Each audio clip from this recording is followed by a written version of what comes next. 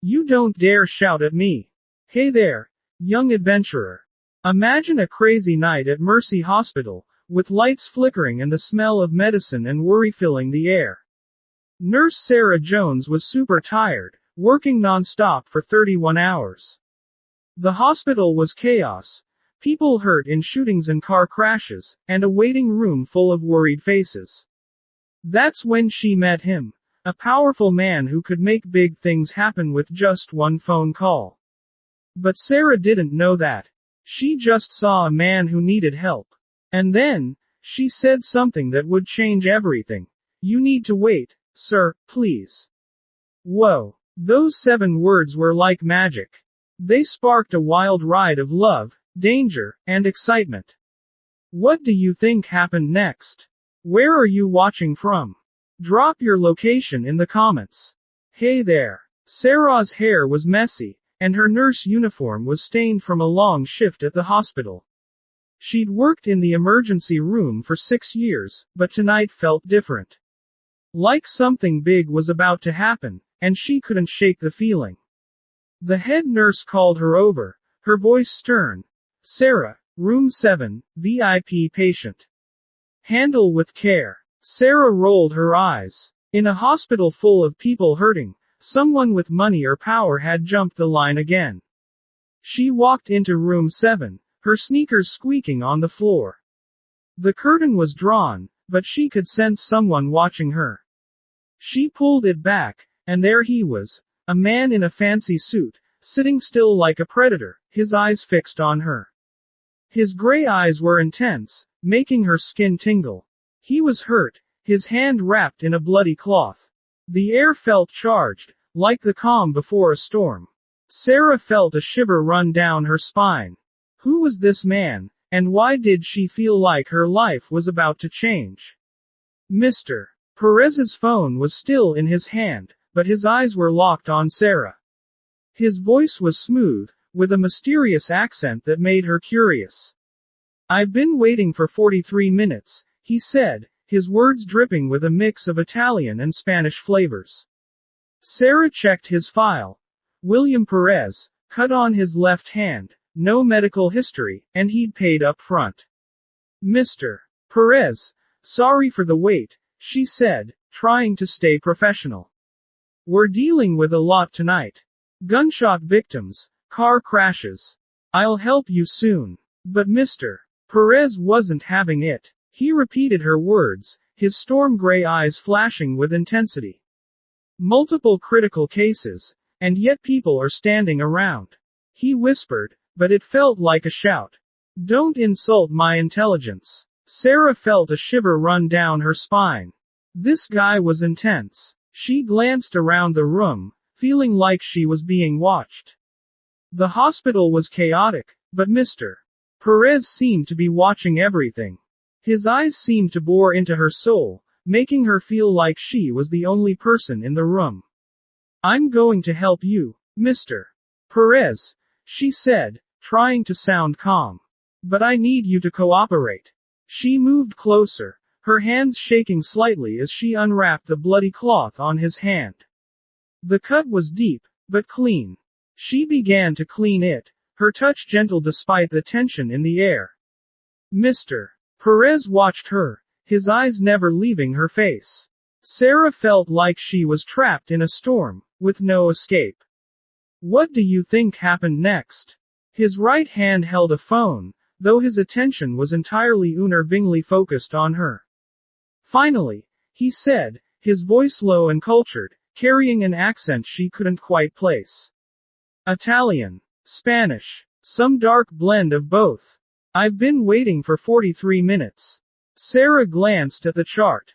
William Perez. Laceration left hand. No medical history on file. Payment method. Private. Mr. Perez, she said, keeping her voice professional, I apologize for the wait, but as you may have noticed we're dealing with multiple critical cases tonight. I'll attend to you as quickly as possible. She moved toward him, snapping on latex gloves, but his next word stopped her mid-step. Multiple critical cases, he repeated, something dangerous flickering in those storm gray eyes. And yet you've had staff standing idle at the nurse's station, you've had orderlies wheeling empty gurneys down hallways, I've counted 3 people taking coffee breaks in the last 20 minutes. His voice dropped to a whisper that somehow carried more weight than a shout. Do not insult my intelligence. Do not insult my intelligence by pretending there was no one available to treat me. Sarah felt the heat rise in her chest. The exhaustion, the stress, the 31 hours without sleep. It all coalesced into something sharp and defiant. Mr. Perez, she said, her voice steady, those staff members are not emergency room personnel. They work in other departments. And the orderlies you saw were. I don't care. He stood abruptly, and Sarah realized just how tall he was. 6'2", maybe 6'3". He towered over her, and the temperature in the small room seemed to drop. Do you have any idea who I am? Do you understand what I'm capable of? His voice rose, filling the space, seeping through the curtain and into the ward beyond. Heads turned, conversations died. Even the crying child fell silent. I could have this entire hospital shut down with a single phone call. I could have your medical license revoked before sunrise. I could. Sarah Jones did something then that no one had ever done to William Perez. She stepped closer, close enough to smell his cologne, something dark and expensive beneath the copper scent of blood. Close enough to see the shock flash in those storm-gray eyes. Close enough that when she spoke, her words landed like bullets. You don't dare shout at me. The entire ward held its breath.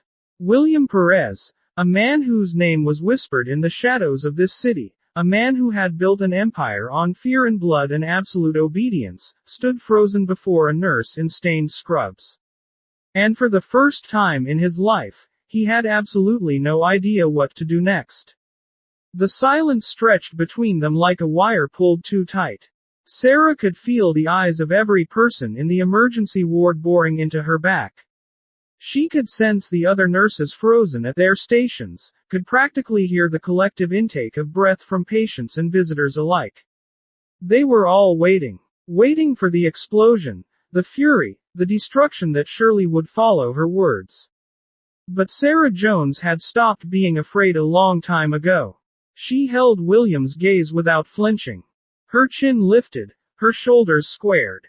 Let him threaten. Let him rage. She had faced down violent patients, grieving families wielding lawsuits, doctors who treated nurses like servants, and administrators who saw patients as dollar signs.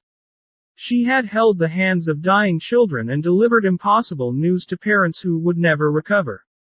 She had walked through the valley of the shadow of death so many times that it had become her commute. What was one more powerful man who thought the world owed him everything? William's jaw worked silently. Something shifted in those storm-gray eyes. Confusion, perhaps, or fascination. His wounded hand hung forgotten at his side, blood dripping steadily onto the sterile floor. Sit down, Mr. Perez, Sarah said, her voice calm but unyielding. I'm going to examine your hand now, and while I do, you're going to remember that every single person in this building, from the surgeons to the janitors, is working to save lives tonight. Your inconvenience does not outweigh their humanity. For a long, suspended moment, she thought he might actually strike her, his body coiled with barely contained energy and his unwounded hand curled into a fist at his side. Then, impossibly, he sat. The examination table creaked beneath his weight. His eyes never left her face as she approached, as she carefully unwrapped the blood-soaked handkerchief from his hand. The wound was deep, a clean slash across his palm, the kind made by something very sharp. A knife perhaps, or broken glass. Esther didn't ask how it happened. She'd learned long ago that some questions were better left unvoiced. This will need stitches, she said, her professional mask firmly in place. I'm going to clean the wound first. It will sting. I'm aware of what stitches require, he replied, but there was something different in his tone now. The sharp edge had dulled. He was studying her like she was a puzzle he couldn't quite solve. As Sarah worked, the wards slowly returned to life. Around them, the murmur of voices resumed. Monitors beeped, the crying child started up again, and somewhere a doctor was calling for a crash cart. "You're not afraid of me," William said quietly. It wasn't a question. Sarah didn't look up from his wound. "Should I be? Most people are. Most people haven't worked in emergency medicine." She threaded the needle with practice efficiency. "I've seen things that would turn your blood to ice, Mr. Perez. Men screaming for their mothers, women clinging to the bodies of their children. Teenagers with their entire futures bleeding out on my table." She finally met his eyes. "You're just a man with a cut on his hand and a bad temper. Forgive me if I'm not trembling." Across the ward, two nurses watched the scene through the gap in the curtains. "She's insane," Mia Corleone whispered, her dark eyes wide with a mixture of horror and admiration. Mia had been Sarah's best friend since nursing school, a petite Italian-American woman with a quick laugh and an even quicker tongue. But right now she looked like she'd witnessed a ghost walking. Does she have any idea who that is? Beside her, drive. Thomas Wick, a silver-haired attending physician who had seen everything in his 40 years of medicine, shook his head slowly. "I don't think she cares." "She should care," Mia hissed. "That's William Perez. The William Perez. My cousin works at the Belmont downtown. She says he owns half the city. And not through real estate, if you know what I mean." Dr. Wick's expression remained neutral, but something flickered in his tired eyes. "Sarah Jones has been through more than most people survive, Mia. She stopped being afraid of monsters a long time ago." "What do you mean?" But the old doctor just shook his head and walked away, leaving Mia with questions she wouldn't get answered. At least not tonight. Sarah finished the final stitch with the precision that came from years of practice. William hadn't flinched once during the procedure, hadn't made a single sound of discomfort. Either his pain tolerance was inhuman or he was very, very good at hiding weakness. She suspected both. "Keep it clean and dry for the next 48 hours, she said, wrapping his hand in fresh gauze. "Come back in 10 days to have the stitches removed. Or see your personal physician if you have one. I have several. Then I'm sure they'll take excellent care of you." Sarah stripped off her gloves and dropped them in the biohazard bin. "Is there anything else you need, Mr. Perez?" William rose slowly, and this time the height difference between them felt less like intimidation and more like something else. Something Sarah refused to name. "Your name," he said. "It's on my badge." He glanced down at the ID clipped to her scrubs. Sarah Jones. The name rolled off his tongue like he was tasting it. "That's not a name. That's a disguise. A name so common it becomes invisible." Sarah felt a chill run down her spine, but she kept her expression blank. "It's the name my parents gave me." William's eyes searched her face with an intensity that felt almost physical. "You have ghosts, Sarah Jones. I can see them moving behind your eyes." The words hit her like a blow to the chest. Because he was right. The ghosts were always there. Her mother wasting away in a hospital bed, victim of a system that valued profit over patience. Her father drinking himself into oblivion after the medical bills consumed everything they had. The years of poverty, of struggle, of clawing her way through nursing school while working 3 jobs. The nights she'd gone hungry so she could afford textbooks. The relationships she'd sacrificed because she had nothing left to give. And underneath it all, the burning, relentless drive to be different. To be the nurse her mother had deserved but never had. To stand between the vulnerable and the powerful, no matter the cost. But Sarah would die before she let this man see any of that. "Everyone has ghosts, Mr. Perez," she said coolly.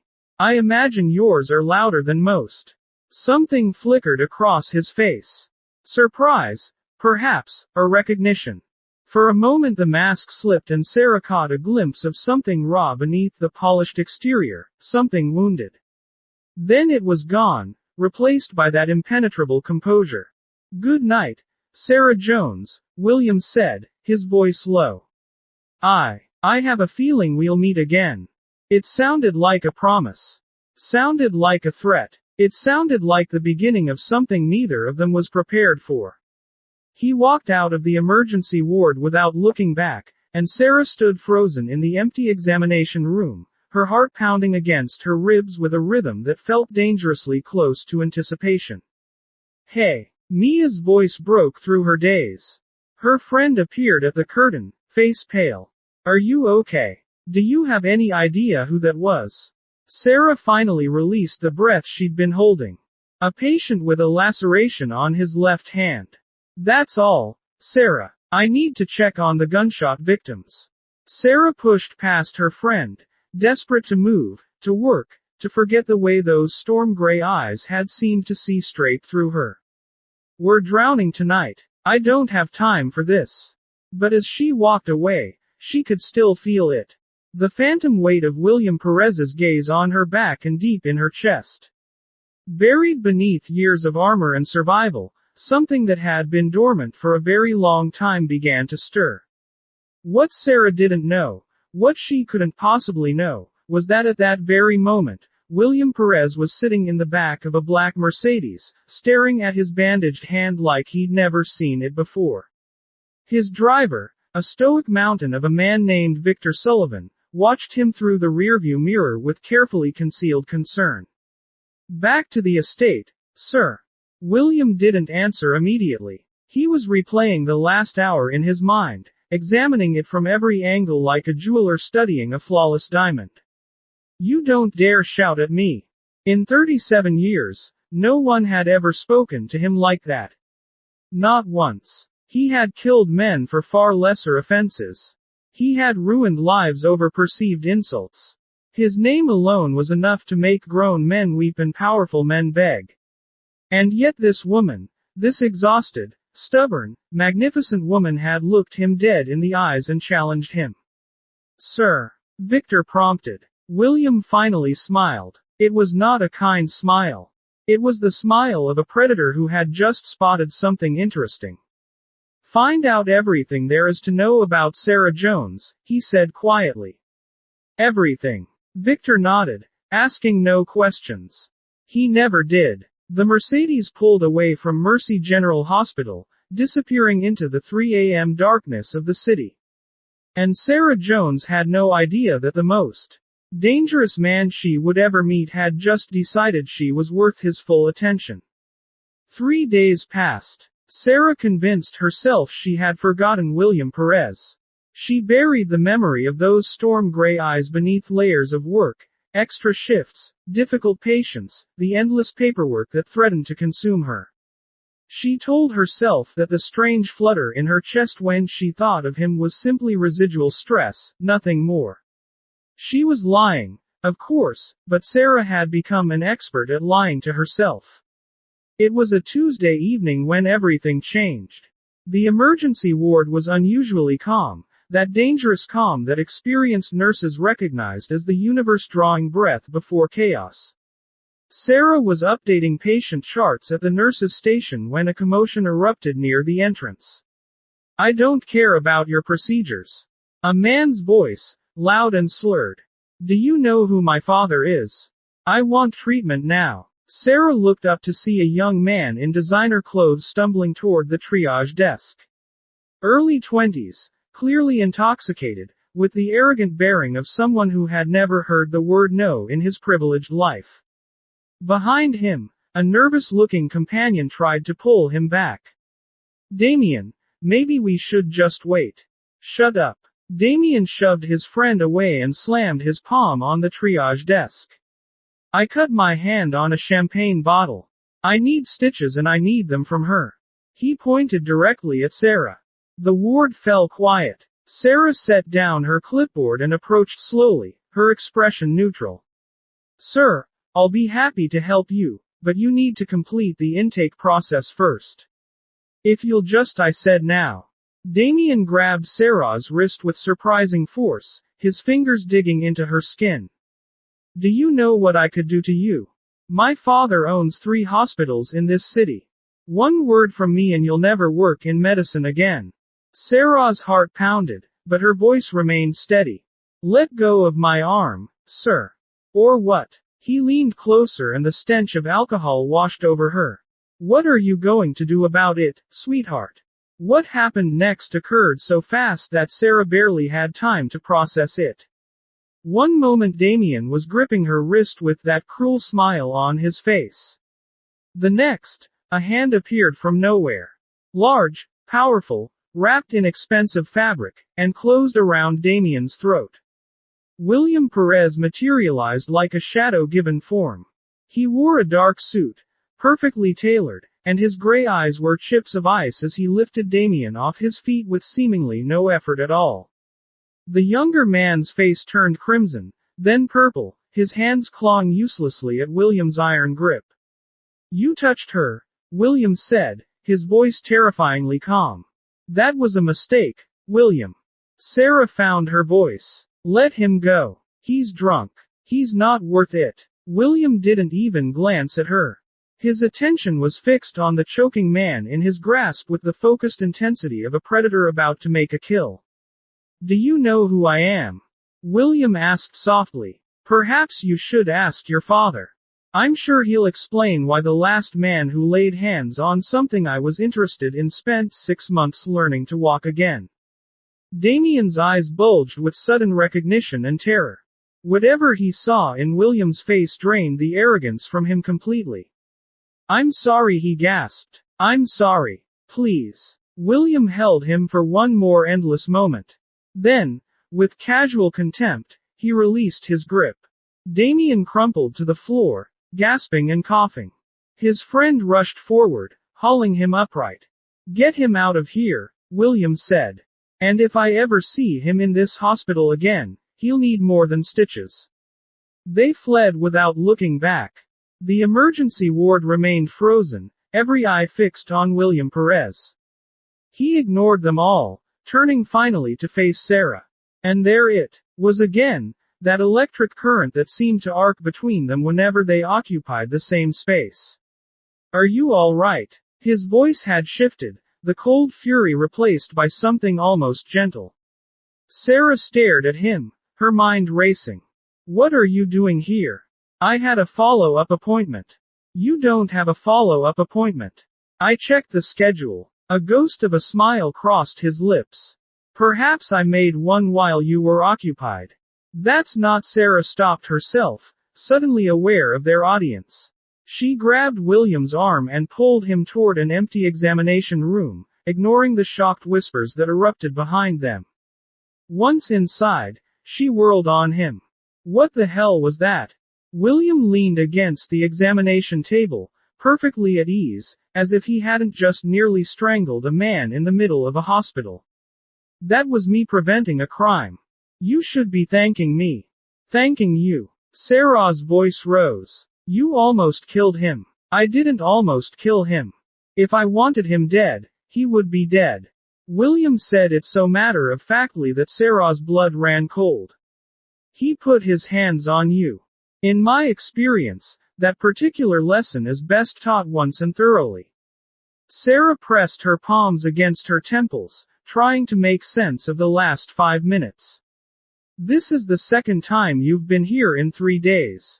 Why? I told you. Follow-up appointment. Stop lying to me. The words echoed in the small room. William's expression flickered. Surprise, perhaps, or something deeper. No one calls me a liar, Sarah. Well, I just did. She stepped closer, driven by a reckless courage she didn't fully understand. You don't have a follow-up appointment. You didn't have a laceration from an accident. That wound was deliberate, clean, controlled. And the way you handled that man just now, the way you threatened him. She trailed off as the pieces began clicking into place. The expensive suits, the casual violence, the way the entire hospital seemed to hold its breath when he walked through. The way Damien's face had gone white with pure terror at the mere mention of who William was. "Oh my God," Sarah whispered. William watched her with those storm-gray eyes, making no attempt to stop the revelation unfolding across her face. "You're not just some rich businessman," she said slowly. You're, say it." His voice was soft, almost gentle. "I want to hear you say it." Sarah's mouth went dry. Every survival instinct she possessed screamed at her to run, to turn around, walk out, and pretend this night had never happened. But she couldn't move. She couldn't look away from those hypnotic eyes. "You're a criminal," she breathed. "You're organized crime. I prefer the term businessman with flexible ethics," William interrupted smoothly. "But yes, I am exactly what you think I am." He pushed off from the examination table and moved toward her, each step measured and deliberate. "Does that frighten you, Sarah Jones?" He should have said yes. She should have screamed for security. She should have done anything except stand there, heart pounding, as the most dangerous man she had ever met stopped mere inches from her face. "Why are you really here?" she asked, her voice barely above a whisper. William raised his hand slowly, giving her every opportunity to pull away, and brushed a strand of auburn hair from her face. His touch was impossibly gentle, at complete odds with the violence she had just witnessed.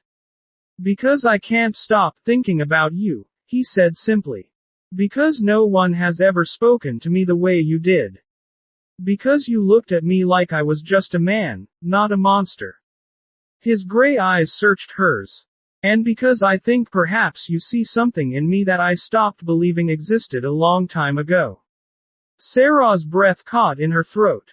This was insane. This was dangerous. This was everything she had spent her life avoiding.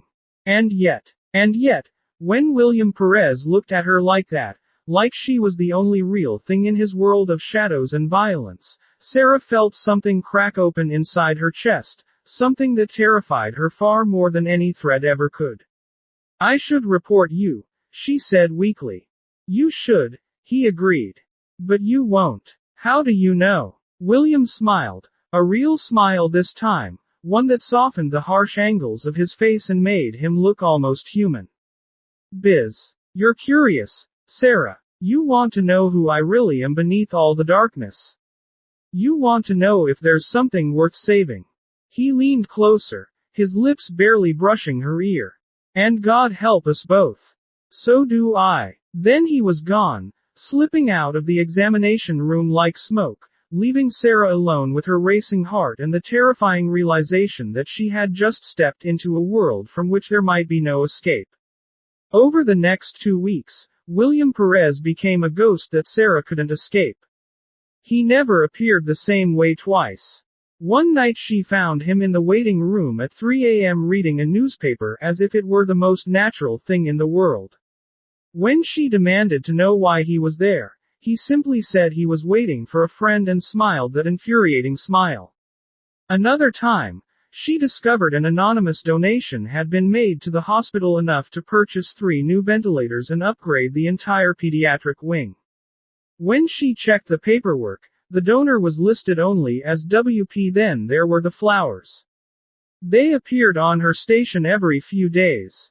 Never roses. That would be too obvious. Instead, there were wild flowers, daisies, sunflowers. Bright, cheerful blooms that seemed completely at odds with the man she knew William to be. No card, no explanation. Just beauty arriving in the midst of chaos. "You have an admirer," Mia teased one morning, watching Sarah stare at a fresh bouquet of lilies. "A very persistent, very wealthy admirer." "I have a stalker," Sarah corrected grimly. "There's a difference." But even as she said it, she knew it wasn't entirely true. Because William never crossed the line into true intimidation. He never followed her home, never called her personal phone, never showed up at inappropriate moments. He was simply present, a shadow at the edge of her vision, a whisper she couldn't quite escape. And the most terrifying part, he was starting to look for him. It happened gradually, like a tide creeping up ashore. Sarah would catch herself scanning the waiting room when she started her shift. Her heart would skip when she saw a tall figure in a dark suit, only to sink with something dangerously close to disappointment when it wasn't him. She found herself replaying their conversations in her mind, analyzing every word, every glance, every moment of electric tension. He hated herself for it. He was a rational woman, a nurse, a professional. She had devoted her life to helping people, to standing against the powerful, to being a voice for those who had none. Everything William Perez represented, the violence, the crime, the casual disregard for law, should have repulsed her. Instead, she found herself wondering about the man beneath, the monster. What had made him this way? What ghosts haunted his sleep? What would it feel like to have those strong hands touch her with tenderness instead of violence? Stop it, she told herself fiercely. Stop it right now. But the thoughts refused to obey. The incident with Dr. Harrison happened on a Thursday. Dr. Gregory Harrison was everything Sarah despised in a physician, arrogant, dismissive, and utterly convinced that nurses existed solely to serve his whims. He had been making Sarah's life miserable for months, belittling her in front of patients, questioning her competence, assigning her the worst shifts and most difficult cases. She had reported him twice. Both times, administration had done nothing. Dr. Harrison came from money. Old money. The kind that built hospital wings and funded research grants. So when he cornered her in the supply room that Thursday evening, Sarah wasn't entirely surprised. Jones. His voice was slick with contempt. I heard you've been spreading rumors about me, telling patients I don't wash my hands between examinations. Sarah met his gaze steadily. It's not a rumor if it's true. Drive. Harrison. I observed you skip hand hygiene protocols 3 times last week. His face reddened. You insignificant little. Is there a problem here? The voice came from the doorway, and both Sarah and Dr. Harrison turned to find William Perez leaning against the frame with casual menace. He was dressed more casually than usual, dark jeans, a black button-down rolled at the sleeves, revealing the bandage still wrapped around his healing hand. But his eyes were anything but casual. They were fixed on Dr. Harrison with the cold focus of a wolf eyeing prey. This is a private conversation. Drive. Harrison snapped, though Sarah noticed his voice had lost some of its bluster. Who the hell are you? William smiled. It didn't reach his eyes. I'm a concerned citizen who happened to overhear what sounded like harassment. He pushed off from the doorframe and entered the supply room, his presence somehow shrinking the space. I'm also someone who takes a particular interest in how the staff of this hospital is treated. Dr. Harrison puffed up with indignation. Do you know who I am? I'm the head of cardiothoracic surgery. Yes. William's voice was silky. I also know you have 3 malpractice settlements that were quietly buried, a gambling habit that's put you $60,000 in debt, and a rather unfortunate preference for prescription medications that aren't prescribed to you. He tilted his head. Should I continue? The color drained from Dr. Harrison's face. How do you? I make it my business to know things. William took another step forward, and the doctor scrambled backward until his back hit the shelving. No, you're going to apologize to Nurse Jones. You're going to treat her and every other nurse in this hospital with respect from this moment forward. And if I ever hear that you've so much as looked at her wrong. He leaned in close, whispering something that Sarah couldn't hear. Whatever it was, it made Drive. Harrison whimper. Do we understand each other? Why, yes, absolutely. I'm sorry. I'm so sorry. The doctor was babbling now, his earlier arrogance completely shattered Nurse Jones. I apologize. It won't happen again. I swear it won't happen again. He fled the supply room like a man escaping a burning building.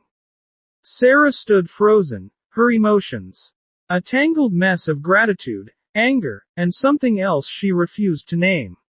You shouldn't have done that, she said finally. William turned to face her, and the predatory coldness in his eyes softened into something almost gentle. He was threatening you. I can handle threats. I know you can. He moved closer, and Sarah's breath caught as the scent of his cologne wrapped around her. Dark, intoxicating, dangerous. That's not why I did it. Then why? William was silent for a long moment.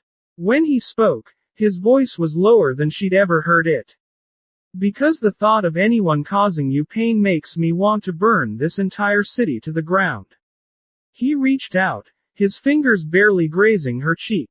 And that terrifies me, Sarah. You terrify me. Sarah's heart hammered against her ribs. Every rational thought in her mind screamed at her to pull away, to create distance, to remember who and what this man was.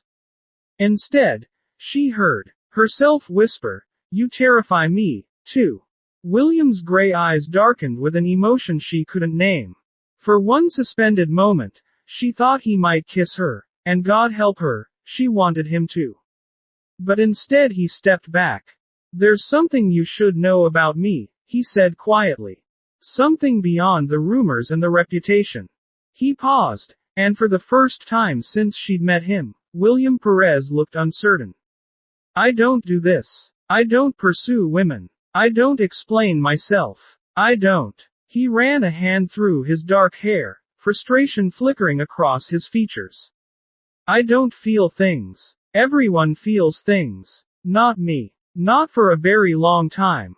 His eyes met hers. "Until you." Sarah swallowed hard. "William, I'm not asking for anything," he interrupted.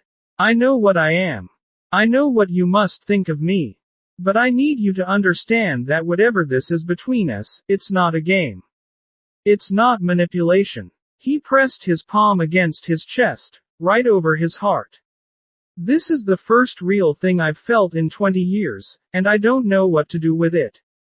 The vulnerability in his voice cracked something open inside Sarah's chest. She thought of all the patients she'd treated over the years, the ones society had written off as monsters, criminals, lost causes. She thought of the humanity she'd found in the most unexpected places. She thought of her mother's voice whispering from memory. "Everyone deserves compassion, Sarah. Even those who've forgotten how to give it to themselves."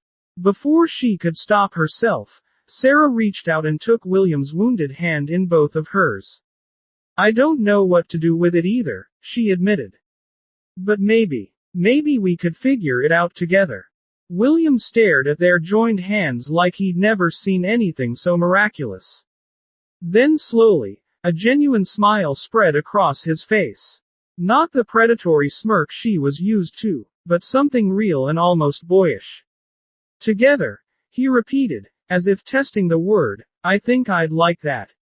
They began to meet in secret. Never at the hospital. That would be too obvious, too risky. Instead, William would text her coordinates that led to hole in the wall. Restaurants in neighborhoods she'd never explored. Quiet bookshops that stayed open past midnight, a rooftop garden overlooking the city lights where they could talk for hours without fear of interruption. And talk they did. Sarah learned that William had grown up in poverty, the son of immigrants who had been crushed by a system designed to keep them powerless. She learned that he had built his empire not out of greed but out of a burning desire to never feel helpless again. She learned that beneath the tailored suits and cold reputation, he carried wounds that had never properly healed. William learned that Sarah's mother had died of a treatable illness because their insurance company had denied coverage. He learned that her father had worked himself to death trying to pay the medical bills. He learned that she had become a nurse,